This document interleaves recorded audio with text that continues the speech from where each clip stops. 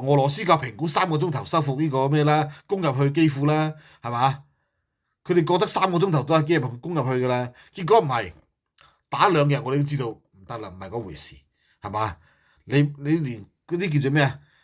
飛機你都唔夠膽出，唔夠膽出戰機，即係冇制空權，係嘛？因為驚俾人打落嚟，咁樣就變咗持久戰啦。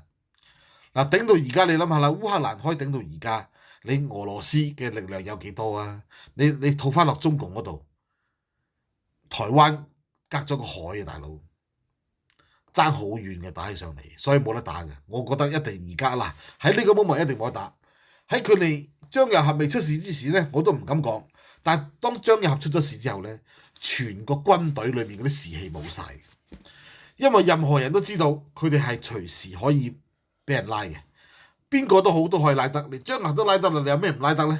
係嘛？嗱，所以士氣咧可以話完全俾習近平打死晒，成個共產黨啊，成個解放軍嘅士氣咧冇晒嘅。好啦，打仗冇士氣點打咧？